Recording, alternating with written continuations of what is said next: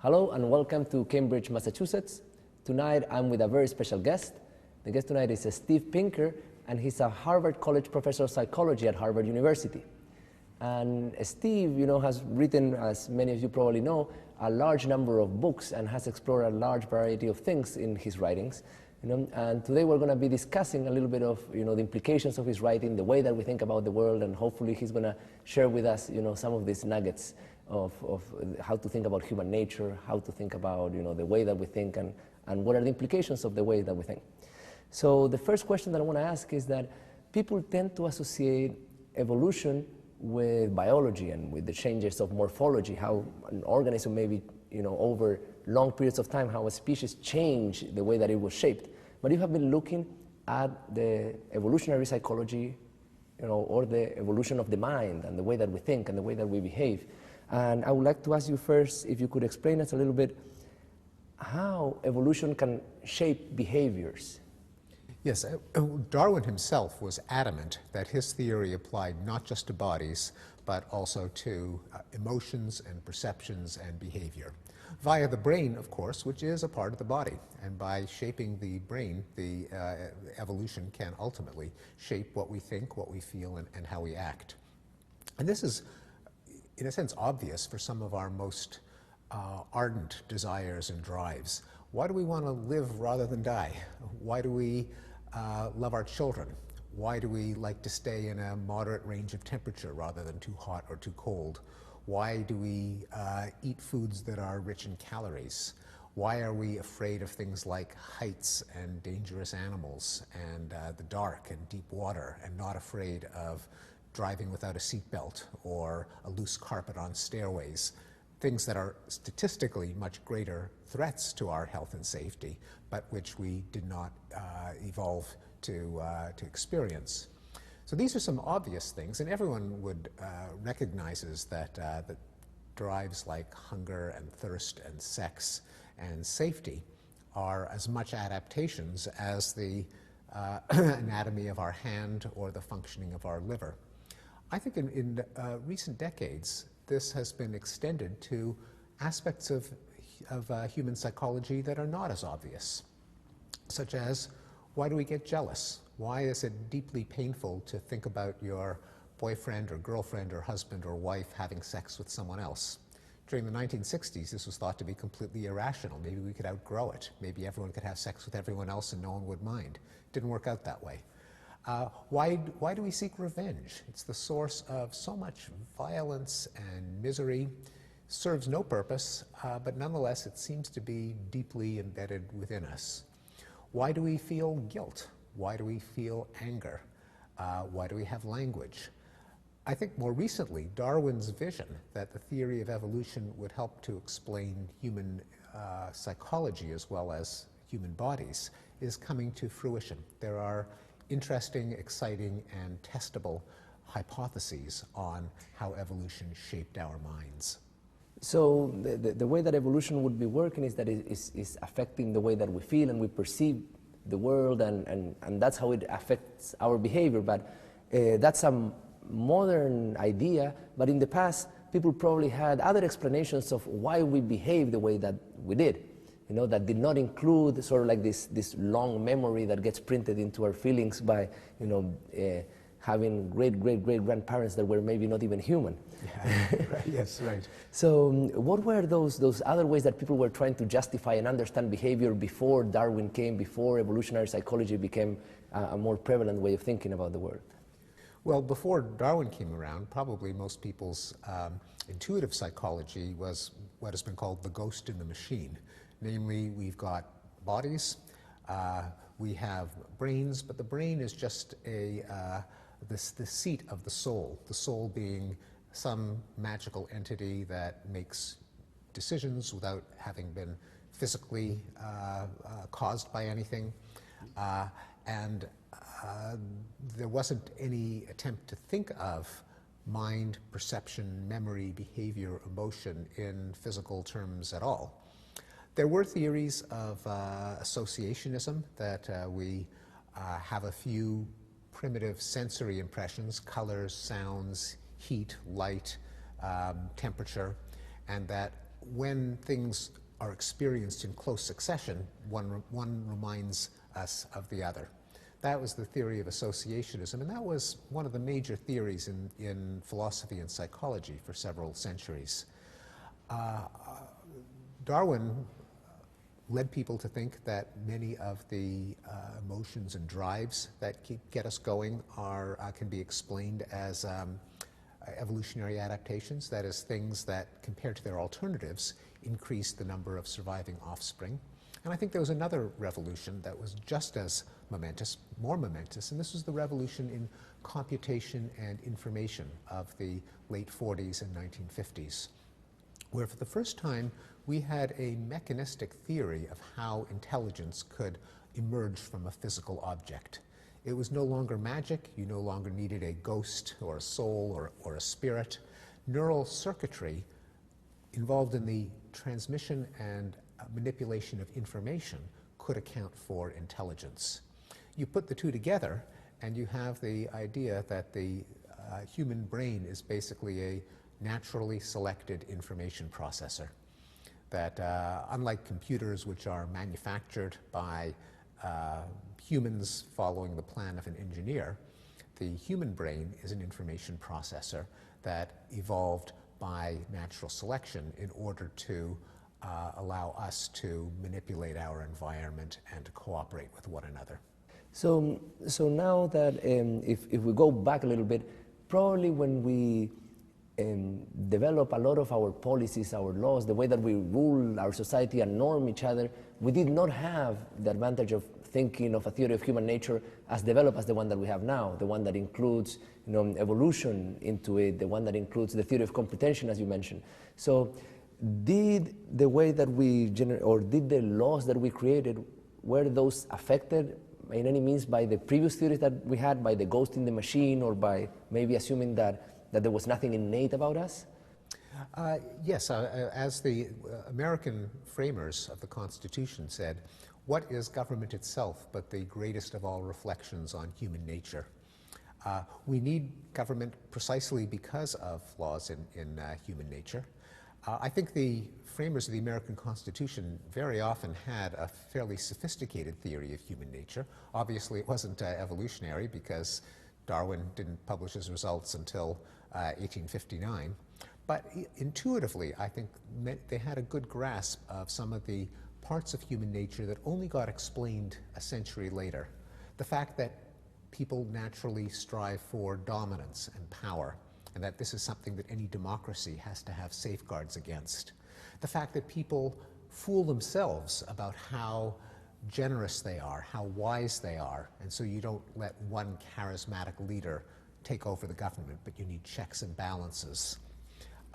The fact that people can often prosper, despite all of their selfishness, by voluntary exchange, and so the government ought to provide institutions that allow exchange to take place.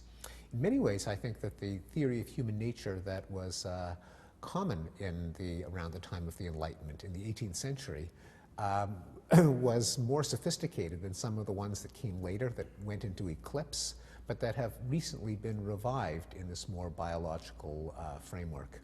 So an example of a defective theory of human nature would be one that said that there are no innate drives, biases, selfish motives, and so in a state of anarchy, people just spontaneously living together will naturally cooperate. I think that's very unlikely to be true, but there have been utopian movements that are based on it. The idea that people will naturally share with strangers in the same way that they share with their family and friends and colleagues. The idea that the bond between parents and children is a social construction, and that you can have children raised collectively in children's gardens and not have them live with parents, and everyone would be perfectly happy.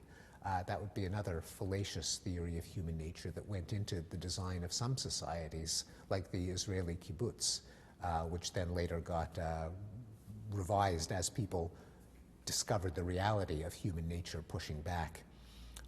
So I think there was an eclipse. Especially in the first half of the 20th century, there was a revival of the doctrine of the blank slate, that there's no such thing as human nature, there's nothing but the ability to associate ideas, therefore a social planner can design any society they want and can mold people to fit the optimal society. So when it comes now, I think one question that emerged there that is beautiful, and I know that you touch upon, is that of individual responsibility. You can think in a world in which human nature is very strong, people can say, well, it's my nature, know, so you move away from responsibility. On the other hand, in a way that is the blank slate, you can say, well, it's not my responsibility, it's society that drove me to do it, So there must be some middle ground there, and I would like you to tell me a little bit, what are your thoughts about how do we justify social responsibility, to which extent do we have, individual responsibility, over our actions, and how do we weigh in, the socialized men with the, evolved men? Well, in fact, this very argument has often been used to defend the doctrine of the ghost in the machine, the idea that we have a soul, that we have free will, often by defenders of religion against scientific approaches to human nature, whether they be on the side of heredity or environment. Because, as you note, if you're a hereditarian, you could say it's not my fault, my genes made me do it. If you believe in the blank slate, you could say it's not my fault, it's the society, it's culture, it's my parents, it's my socialization. And so that's why often defenders of religion say it's neither caused by the environment, nor is it caused by the genes. It's not caused at all. It's the exercise of free will. That's who we put on trial. That's who we hold responsible. So I think that this is a non sequitur. For one thing, there's no way to make sense of the notion of purely free will, something that is not caused at all. We know that every aspect of perception, emotion, thinking, decision-making has correlates in the activity of the brain. There's no reason to think that there's anything but the brain. And the moral argument that we need a soul in order to find someone responsible, otherwise there'll be unlimited defenses, like the Twinkie defense. I had too much junk food, that's why I killed the guy. I think that fear can be put to rest. And the reason is, one of the parts of human nature is these big frontal lobes that have vastly grown in the course of human evolution. The frontal lobes can anticipate the consequences of behavior, can plan ahead, can think, and one of the things that goes into that thinking is, how will other people react to what I do? If I know that I live in a world where if I rob a liquor store, they'll throw me in jail. If I beat my wife or my children, then I will be punished, I will be shamed, I will be ostracized. That is, if I live in a world in which other people hold me responsible, well, maybe I'll hold back and I won't engage in these destructive antisocial acts in the first place. So holding someone responsible is itself part of the environment. It's a part of the environment that acts on a part of our heredity, namely the ability to anticipate consequences of behavior, the ability to inhibit responses. That's is a part of the brain that does that, and that's what responsibility ultimately hinges on. Responsibility is a set of rules, laws, expectations, contingencies in the environment that act on a particular part of our heredity, namely our prefrontal cortex. So then, in a way, like talking about hyper-socialized men or only evolved men would be a bit of an oversimplification, and there's a mixture between the two in which our human nature helps us be considerate of what other people would do, and and has mechanisms that help us predict the behavior that they would have, and our human nature has sort of built in some social responsibility into our apparatus. That's right. We evolved as social creatures. That's part of the human ecosystem, other humans. A large part of our brain, a large part of our mental lives consists of thinking about what other people think of us and managing our reputations and currying favors, avoiding punishment, punishing those who hurt us. We are social creatures, and human nature consists of being receptive to what kind of social world we live in. Given that we're in the topic, there is the theory of the social brain by Robin Dunbar, that actually basically posits that our brains grew as a way of coping with larger and larger social groups.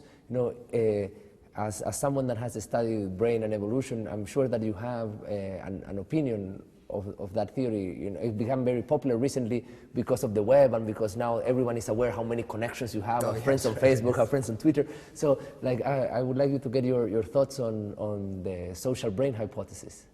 I think there's a component of truth to it, but I don't think we evolved only to deal with other people, because there's something circular in that. Why would we deal with other people unless they had something to offer us?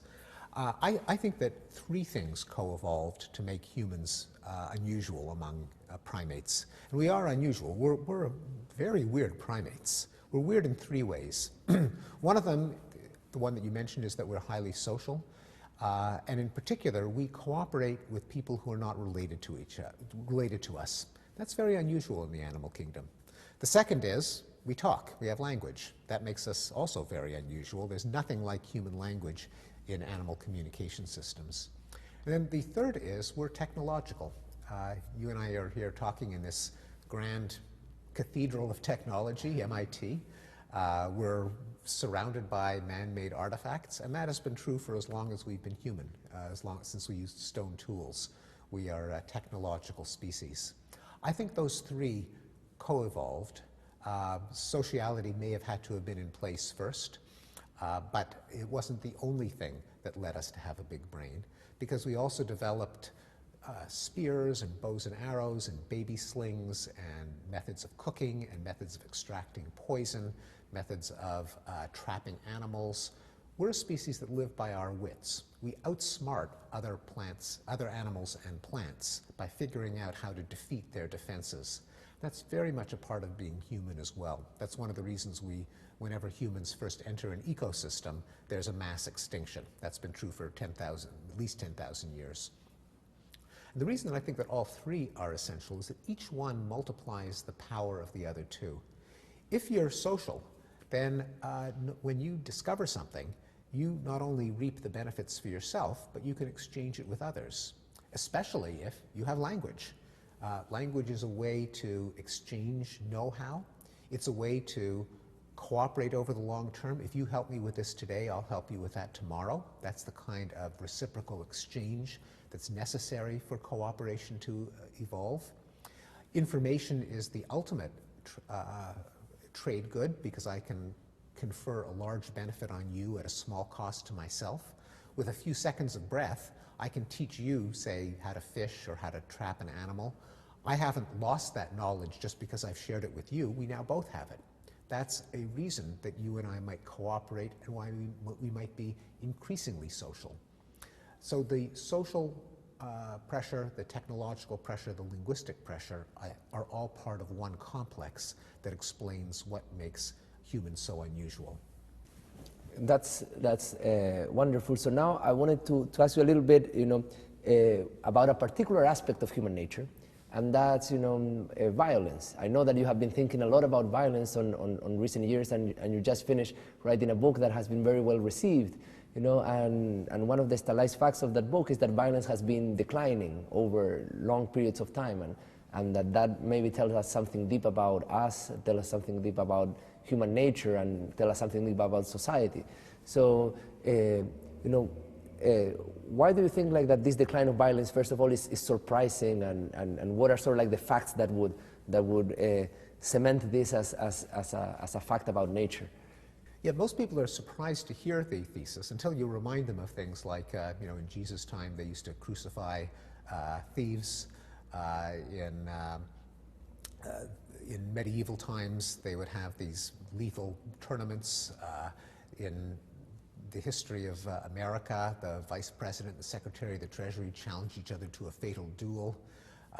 You remind people of these episodes, and it seems a little less strange. But I tell the story not just with these anecdotes, but with data, showing that that rates of tribal violence, representing the world that we evolved in, are many times higher than rates of violence today, even with all our wars and genocides. That when you look at statistics on homicide, which date back in Europe to the Middle Ages, you see a decline of about 50-fold, that barbaric practices like crucifixion, like burning heretics at the stake, like dueling, like debtors' prisons, like legalized slavery have been abolished. Took a while, but it happened. And even more recently, there's been a huge decline in the number of wars and the number of deaths in war that most people are not aware of. Why aren't they aware? Well, the rates of violence haven't gone down to zero. There's always enough incidents of bloodshed to fill the evening news. If you get your impressions from the news, you'll think, oh my God, it's more bloody than ever, especially as the news agencies have been getting better at reporting whatever violence does occur. Nowadays, anyone with a cell phone can become an instant reporter and broadcast color footage of violence in action. That affects our subjective impressions. We think the world is getting more violent, but if you actually count the bodies, the world is much less violent. There are fewer wars, there are fewer deaths in war. So the question is now, and for someone like me, who's a psychologist interested in human nature, how could this have happened? What went right? I borrowed the title of the book, The Better Angels of Our Nature, from a speech by Abraham Lincoln. And I like that metaphor because it acknowledges that human nature is a complex system. It has many parts, many components, many actors, if you want, some of which are our better angels. And what's happened over the course of history is that our better angels have been more and more engaged compared to our, let's say, our inner demons, the parts of human nature that impel us to violence. So this is I try to explain a historical trend with a theory of the human brain, the human mind, human nature, however you want to describe it, which critically says that the mind is not a blank slate, that there's no ghost in the machine pulling the levers, that human nature is complex and has many components, and that history depends on which components are more active.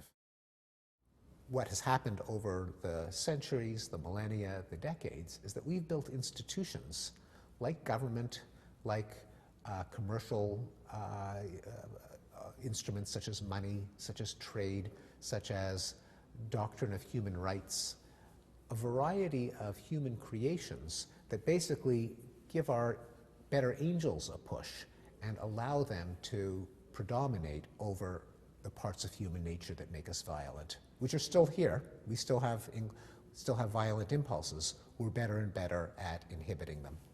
So then, going forward, you would expect that violence would continue to decrease in the world, and that countries that now are less developed and are more violent, if the development efforts would work, would imply that violence would also decrease in those places. That there would be sort of like a strong connection between the type of behaviors that we engage, and the angels that get awakened. Yes, I think there'd be a connection. It's not a strong, tight, or perfect connection, because there are still lots of things that can go wrong. There can be some dictator who will do anything to stay in power. If a country has the bad luck of being run by such a dictator, there could be lots of strife. There could be guerrilla movements that are led by fanatical, charismatic leaders. So there's a lot that can go wrong. But on average, it is true that as countries lift themselves out of the worst kind of poverty, their chance of having a civil war goes down.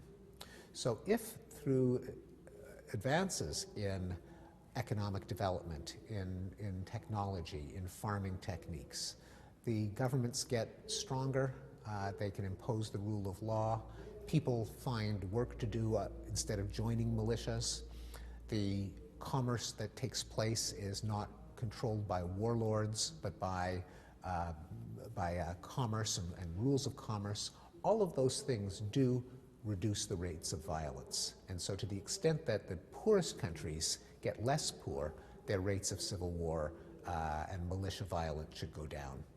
Now, I want to back up a little bit. Before we were talking about different factors that would affect our evolution. For example, the evolution of the brain, and you named 3 factors there. And one question that I wanted to ask you is, when it comes to complex phenomena, it's very difficult to come up with causal explanations. And even when we have a natural experiment or a control experiment that can help us prove causality, many times the variance that we explain is still small, meaning that there's a lot of things that go unaccounted. So when we talk about this complex phenomena, is causality something that we should be totally pursuing, or is it an oversimplification, and maybe there should be different ways of thinking about trying to understand and explain these phenomena, maybe with co-evolutionary approaches or approaches that are not so linear as a way of thinking of causality, kind of like dominoes. You know? Yeah, that's right. Yeah. No, it's very, in fact, this is the problem that plagues all attempts to understand war and peace. Namely, there seem to be some parts of the world where everything goes right. You know, Scandinavia.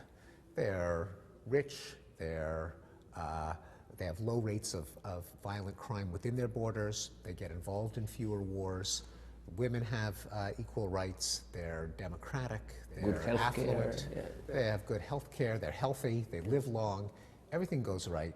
Then there are parts of the world that just suck. Everything goes wrong. People are sick, they're malnourished, they're infested with parasites, they're uneducated, they oppress their women, kids die, they have huge families, many of which don't make it to adulthood, and they fight a lot of wars. So the question is, of all the things, the good things that go together and all the bad things that go together, which one gets it started? Or do societies just randomly kind of get sucked into one attraction zone or another attraction zone? You know, that would be depressing, because we do want there to be some degree of linear causation so that we can do something about it. Otherwise, we could say, well, we can't turn Somalia into Sweden just by hoping that it'll get that way. We do want to do something that will get it started and that maybe will send all of these parameters in the better direction. So do you think that by any means we do have, from the way that we try to predict the world and anticipate the world through our psychology, a predisposition to try to find this, or to look for the simpler causal explanations in complex systems to oversimplify? Is it something that would be part of us, or? Well, there probably is, and the part that would be justified is we want to simplify as much as the world will allow. And we know that countries can get better in many ways at once, because many countries have, that were 30 or 40 years ago, for example, South Korea was a mess. Now it is, you know, almost like Sweden. A lot of things are going right. It used to be that lots of things were going wrong.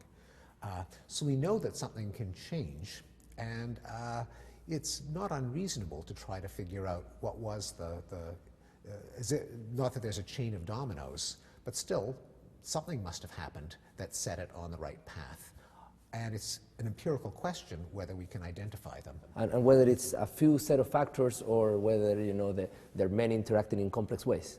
That's right. And they do interact in complex ways, which is not to say that there may be one that's more important than all the others. Exactly. Yeah. So now, the last question that I want to ask, and then after that, usually at the end of the interview, I'm going to ask you where did you grow up, and we're going to go a little bit, you know, through the history. But is one way of putting it is, how evolution know when to stop? In a way, like we have gone really far. If you look out the window, you see like this, you know, skyscrapers, you know, these humongous cities popping up all over the world and keep on increasing. And we live this hyper-connected, hyper-social world in which we are interacting with more people sometimes than we can cope. You know, it's hard to keep track of emails. We didn't evolve in cities with tens of millions of people. You know? So is there something that now our technology and our society that we have built is in a way at odds or in a contradiction with our nature? Because this could have implications for sustainability, it has implications for the way that we go forward.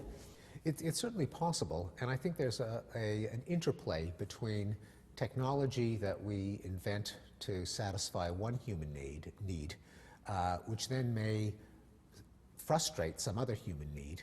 Then I think the natural tendency is you tweak the technology to try to optimize it between the various human needs. So just in the way we deal with our computers, you can see this happening over the last 30 years. The human brain is very bad at calculating and remembering large databases and formatting text and checking spelling, so we had the first personal computers that could do all those things. They were very frustrating to use with all typing in those text strings. So as computer power increased, we tried to get the technology to harmonize more with human nature by simulating desktops and icons, all of these things that the computer by itself doesn't do. It's this fantastic virtual reality on our modern computer screens in order to simulate the kind of world that we do live in, a world of space and objects and locations. Likewise, we now have the software that gives us these artificial social networks, like the social networking software that recreates the kind of human community in which we might know, 50 people very well and interact with, say, 10 other groups of about 50 people. So as technology starts to clash with some feature of human nature, I think what it does is it prompts an effort to humanize the technology in that direction. It'll never be perfect because there's always trade-offs. Something that's good at one thing will be bad at other things. But that's, I think, how we try to push back at our own technology. So in a way, like, we live in a world that maybe technology gives us a social life that is a little bit overwhelming, but you have confidence that we're going to be able to adapt the technology to better serve our needs. Well, here's an example. So a lot of people can't get anything done because there's too much email. It used to be that email, of course, made you more productive. You didn't have to type out on a piece of paper and then proofread it and correct it with whiteout and stuff it in an envelope and stick on a stamp and walk over to the mailbox. Exactly. Now it's instant. So that made you more productive, except for the unintended consequence that it's so cheap to send correspondence that now I get... Anybody that reads your book, maybe, Yeah, exactly. they don't even have to think it over if they're going to send a letter. Exactly. Yeah, exactly. So I think like any advance in any complication of human life, in part it calls for developing new strategies of self-control. So if I'm writing a book, I can't write a book if I'm answering an email every 30 seconds. Yeah. So I turn off Outlook. In the morning, I'll sit down at the computer, I'll have the email messages from the night before. I'll answer as many as I can up to a certain period of time. Then I close Outlook, and I don't open it again until after dinner. So that I'm not constantly being tempted to answer the email. So you actually don't answer email during the day, only in the morning or in the night? When I write a book. Okay. If I'm in the middle of a semester teaching and on committees, then I have no choice. But if it's a period of time that I've blocked out, this is the time to write a book or to write a paper, then I'll implement a strategy of self-control like that. Oh. Because if I see it on the screen, I'll want to answer it. If it's out of sight, it's a little more. And it distracts your mind, it brings emotions. Emotions, you get distracted. Oh, it's so annoying. How can I think about reading the literature on the history of torture or whatever? And there are even technological fixes for that. Now, there are programs that people buy that will actually lock out email for a certain number of hours, so that if you are tempted to check your email, you have no choice. You have self-control. Yeah, like one of my pet theories of email is that sometimes you have emails of 10 different people, and then the emotional state of each one of these relationships is very different. With one person you're upset, with the other one you're really excited about the collaboration, and it's very draining not to transfer the emotions of one to the other. Because you're... Very true, yes. So that's what... But often therapists say that you should pay attention to why you're in the emotional state you're in now, so that you don't react inappropriately to someone else. So if someone just irritates me at work, and I'm just walking around in a state of agitation, then whole world looks like an insult. Yeah. And so I might be grumpy with my wife. And if I think, no, she isn't being annoying. It's the email I got 45 minutes ago that's annoyed me. And you can then partition your world into the annoying part, the not annoying part. But that also requires self-control, and it involves this meta-knowledge. That is, I need a theory of myself. Pinker needs a theory of Pinker, and Hidalgo needs a theory of Hidalgo in order to manage ourselves in a world that gets more and more complicated. So I think now that when you talk about writing books, it reminds me that there's one question that I cannot not ask. When I've been reading your books, I'm not a psychologist. I enjoy learning about evolution. I enjoy learning about psychology, but I enjoy very much just reading the book because of the writing. You know, it's a very joyful writing. It's the way that the ideas are threaded, the way that the chapters are built. I always, when I use the blank slate, always as a great example of great writing, because you always manage to convince the person of the point that you're going to destroy before you destroy them. You know? So you convince people that you need the blank slate, and you need the noble savage and the ghost of the machine to justify all of these decisions, and then you destroy them. And my question to you is, what advice would you give to people that is looking to write books that would not be technical scientific books, but actually that would be able to reach a wide number of people with their ideas? What are the tips that you could give to, you know, existing writers and aspiring writers? Yes, well, this is going to be the subject of my next book. I'm going to write a style manual informed by modern cognitive science and linguistics. I call it a manual for the 21st century. So there are a number of techniques. One of them, the most important, is probably to have a theory of your reader and how the reader's state of mind differs from your own state of mind. The reason that it's so hard for academics to communicate is they've spent so many years in their field that they think about it abstractly. They think about the problems that they're obsessing over. They think about the difference between them and their academic peers. They find it obvious why you ask certain questions. They don't even bother to repeat the questions.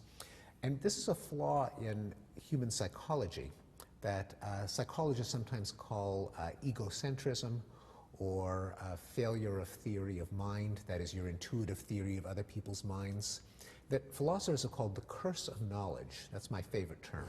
Namely, once you know something, it's very, very difficult to imagine what it's like not to know it.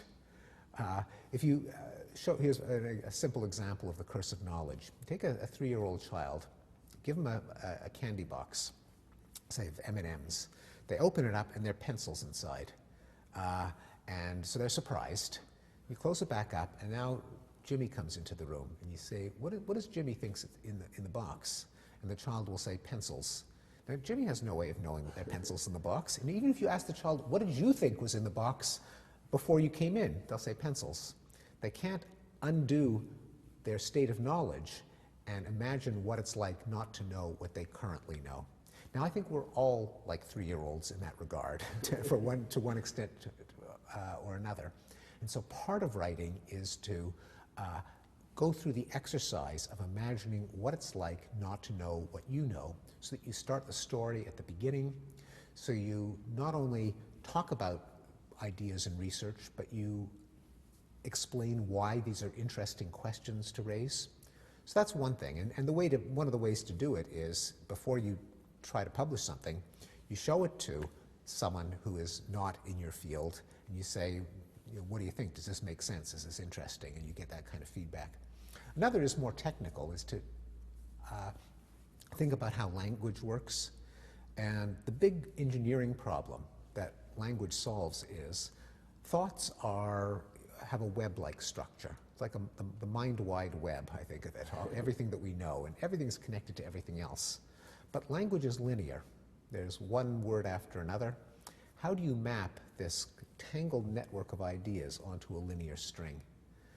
Now, language gives us an intermediate structure, a tree, where we group words into phrases, phrases into bigger phrases, but a tree still requires a left-to-right structure. And part of the challenge of writing is to coordinate these two demands. One of them is what idea is connected to what other idea. The other is, how do I linearize it? How do I tell a story where it makes sense to the reader that one thing occurs before something else? And that's at the macro level of organizing your whole story. The micro level, you still face that problem within each sentence. What do I put first? What do I put second? And what do I put last? So I'll just give you a concrete example, because to practice what I preach, people only understand things when they're concrete. So everything that I said, you're probably listening saying, oh, I think that makes sense. I think I understand it. But what the hell is he really talking about? So here's what I'm talking about. Say I write a chapter on language in the brain. There's this huge amount of research on language in the brain, from neuroimaging and patients with brain damage and aphasia, and genetic studies, and like, how do you organize it for the reader? If you're an academic, you think of the different academic fields. Well, there's neurolinguistics, and there's developmental psycholinguistics, and there's experimental psycholinguistics, which mean nothing to a reader. So I thought, well, how can I have a story that goes from a beginning to an end in a linear sequence that the reader will understand? And the way I did it was, it's not the only way to do it, is zooming in from big to small. So I start off with, have the whole brain. Well, we know that the left hemisphere is more involved in language than the right. So the first thing I'll talk about is left hemisphere versus right hemisphere. Throw away half the brain. Then, within the left hemisphere, now I'll go to all the regions involved in language. That's kind of the Parasylvian region, like around there. So now I've narrowed it down. Then I'll go to Broca's area. That's part of the Parasylvian region, even smaller. Then I'll go to neural network models of language, from big areas of the brain to brain cells and their connections. Then I'll go to the genes and the genetic basis of language and language disorders. So I've taken you on a journey, almost as if I'm like that old Powers of 10 film from the Morrisons down here at MIT. Yes, which is also in the book. But that is a way of taking this whole body of knowledge and leading the reader in a logical sequence. Now, that's not the only way to do it. It could be historical, from the first discoveries to what happened in the subsequent decades up to the present. And that's another way to organize it. But you need some way to take this massive body of knowledge and turn it into a story, because we're a species that likes stories. Another way to do it is an argument. And you mentioned in the blank slate, when I talked about the theory of the blank slate, the theory of the noble savage, I put it in terms of an argument. Because we're interested in arguments. We're an argumentative species. That's a second or a third way of putting into some linear order ideas where everything is connected to everything else. And that's a challenge that every writer faces. Now, can I ask you another question? That one, obviously, your writing probably you would consider that it's much more developed now than when you started writing books, Absolutely, 20, 30 years ago.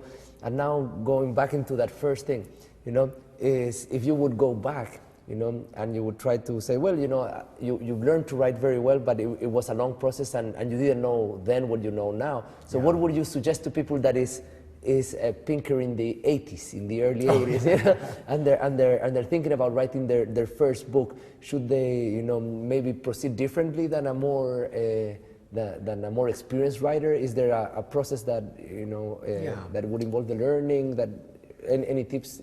There's several tips I'd offer. One of them is to be a connoisseur of writing. That is, to be a good consumer. So if you pick up a book that you enjoy, or you come across a sentence and that really gives you pleasure, try to reverse engineer it. What is the writer doing that seems to be working well? That also gives you the pleasure of actually consuming good prose, good writing. Second would be, there are style manuals. I hope to write an even better one, but there are some very good ones. One of my favorites is Theodore Bernstein's book, The Careful Writer. Strunk and White's The Elements of Style is a very good one. There's one by Joseph Williams called Style. So the second one would be read stuff. Read advice. Read people who have tried to boil down the basic messages. A third is, you do need, like everything else, you need practice and feedback. Write something, show it to other people, see if they are getting it, see if they're enjoying it, find out what's hanging them up, get comments. And I still do that to this day. When I write a book, I will always send it to a mixture of peer experts who can criticize me if I've gotten the facts wrong, but also intelligent lay writers who can say, I'm sorry, I'm just not following you here, or this is really, really boring, and take their feedback into account. And related to that is simply put it aside and then come back to it yourself and rewrite after it's not fresh in your mind. then your ego is not caught up in it. If you revise right after you write it, which I do, but it's not enough, then you often feel so invested in it. Oh, it's took me 3 weeks to write that chapter. I can't bear to delete whole paragraphs or to rethink it. It's too painful. You come back to it after 6 months. It's some other guy, the 2011 Pinker or the 2010 Pinker who wrote that. I don't care about him. If this is crummy, I'm going to have to rewrite it. I can do better. I can do better. Exactly. I can do better. And the last question there, it's there is always like a constraint about having the story evolve and having everything figured out beforehand and then writing it. And how do you that never happens. how do you deal with that tension? Do you kind of like go into it and then as you write, you start pulling different stories and you start generating sort of like the demand for the facts and the stories during the writing, or do you usually have a very clear idea before you start writing the book, like this is what the book is about, this is what the chapter 1, chapter 2, chapter 3 are going to be, and this is the arc? How is that tension? It's usually a mixture. So the first thing I'll do is immerse myself in the literature on what I'm writing about.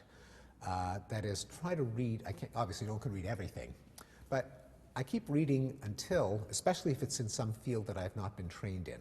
If I'm reading in philosophy or in linguistics or in history or political science, when I see the same names coming up again and again and again, then I feel, okay, now I've got a kind of grasp of the literature. Then I try to lay out both an intellectual argument and a narrative storyline. And usually I'll have to have that in place before I start to write, both for each chapter and for the book as a whole. And do you write that down, or do you? Yes, I write an outline. Okay. Usually. Sometimes, though, you got to give up your plan, either because you realize that the argument you're making doesn't work. You kind of argue your way into a corner and there's nowhere to go. It's like, oh man, this can't be right. Or that, so that happens. Also what happens is the story just gets too complicated, it bogs down, you find yourself on a digression and you realize, I got to rethink the order in which I tell it. So you take, rearrange whole chunks and put in new connective tissue to plug it into a new narrative. That sometimes happens. So the answer is both, but I do start off with a plan. Cool. I think that you enjoyed this part of the conversation the most. Very passionate about writing, and it shows. That's because it's my next book, and writers are always most excited about the next book. So what would be, other books that you would recommend, that you would say this is awesome writing, that you would recommend people to take a look at, or authors that you would, that when you read, they give you pleasure. There's pleasure in the prose. Oh, let's see. Where do I begin? In evolutionary biology, certainly Richard Dawkins is a gifted writer, and I've learned from him very much. In philosophy, Colin McGinn, Daniel Dennett are two superb writers. In political science and history, John Mueller has written books on the decline in war that both influenced me intellectually, but also are simply delightful to read. Let's see, among journalists, Matt Ridley has written books both on evolutionary psychology and on the improving state of the world and on genetics, which are very lucidly written. So those are some examples. I have on my website actually a list of what I call good reading in violence. And I think it's not a coincidence that violence often brings out very good writing, even in academic studies of violence, maybe for the same reason that it does in literature and fiction. A lot of the great plays and great novels are about violence, war and murder mysteries, and it gets people's juices flowing. They get really interested in it. One other example is a book that just came out called The Great Big Book of Horrible Things by Matthew White, who's actually a librarian, which is, I think, very good preparation for writing nonfiction because you know what's out there in the literature. Anyway, Matthew White wrote this book of the 100 worst things that people have ever done to each other. All the massacres, wars, slaughters, genocides, but he writes about it in a very lively, lucid manner. And then when you look at all of that literature and you read all of that literature, you're very keen on taking notes and putting paragraphs down, so then you can build them into your own narrative? Exactly, yes. And at multiple levels. I mean, first and foremost, just all of the facts. So I keep lots of notes. I do every possible medium. I write out notes in longhand.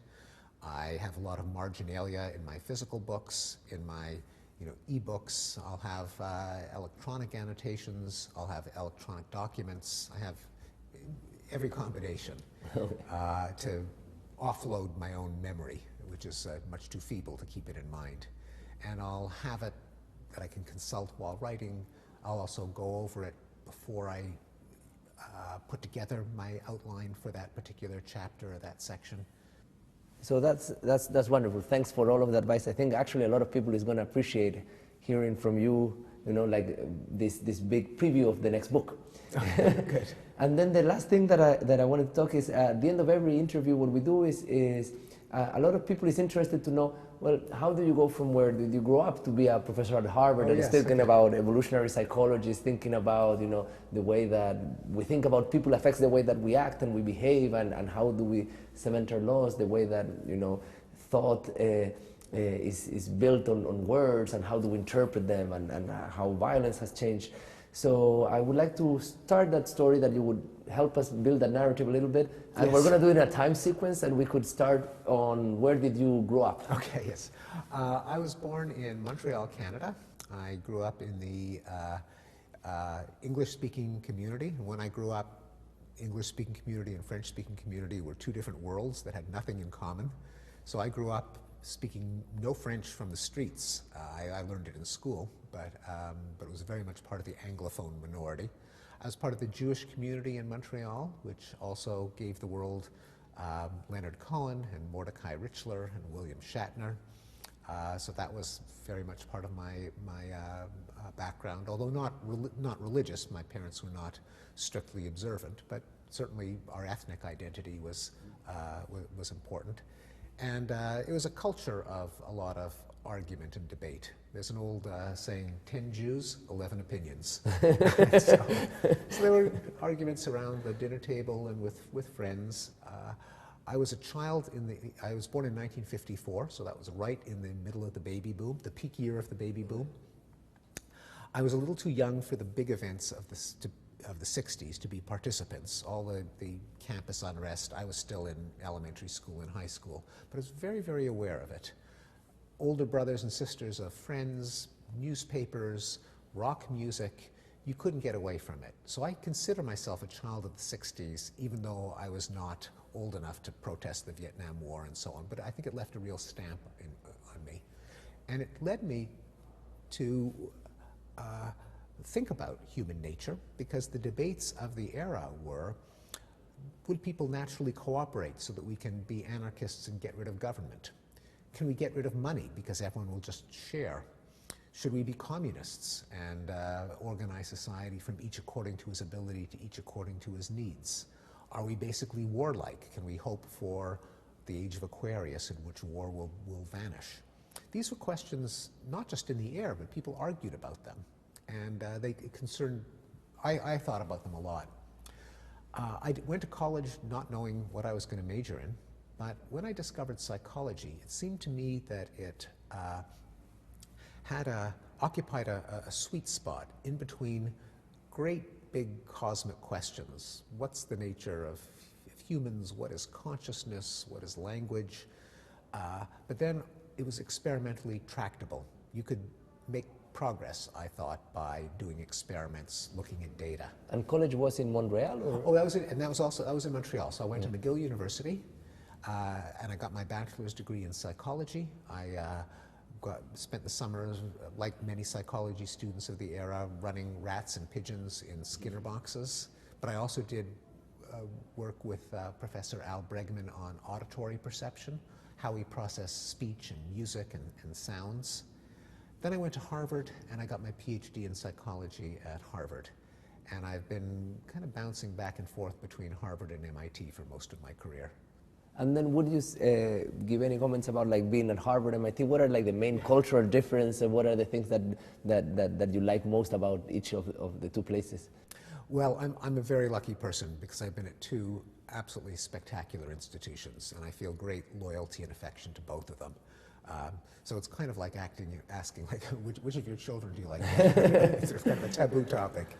So they're both terrific institutions. There are cultural differences. I mean, what they have in common is a spectacular concentration of talent and drive and brilliance and ambition in the students and in the faculty. And what I love about both institutions is that, contrary to the great cynicism about academia that you often have in the external world, oh, people just, they just teach 4 hours a week and they spend the rest of the time goofing off, or, oh, that's great, summers, you have, they're great holidays if you're an academic. Oh, you get tenure and then you loaf the rest of your life, you become deadwood. Anyone who's been to Harvard or MIT knows how false that is. You won't find a bigger culture of workaholics and idealistic workaholics. I think in both places there really is a conviction that you're doing something that will make a difference, that will make humanity better. The differences between them, MIT chooses a smaller number of problems and tries to concentrate in them. When I arrived at MIT, I was interested mainly in language and vision, and MIT was just the best place in the world to study both of them. Harvard is more of a big general purpose Walmart or cafeteria or department store. Everything is there. Not as much in concentration as in MIT, but more different fields. And so, to be concrete, MIT doesn't really have evolutionary biology. It has very little physical anthropology, how do humans evolve. It doesn't have sociology. So it doesn't have education, doesn't have law. By choice, MIT doesn't want a law school. Its biology department is almost exclusively molecular biology and cell biology, not organismic and evolutionary biology. That was a choice. And MIT has won many Nobel Prizes in that area. It's in some ways been a good choice. But then there's also something nice about knowing that if there are people who study social behavior in insects, there are primatologists, there are people who study hunter-gatherer tribes at Harvard. And so that's the big trade-off. There's one thing, I remember I was reading The Blank Slate in 2009. I was doing a trip in Europe and I was in Turkey. And I actually, as I was reading the book, I was in this little town, close to Seljuk called Kusadasi in the coast of the Aegean Sea.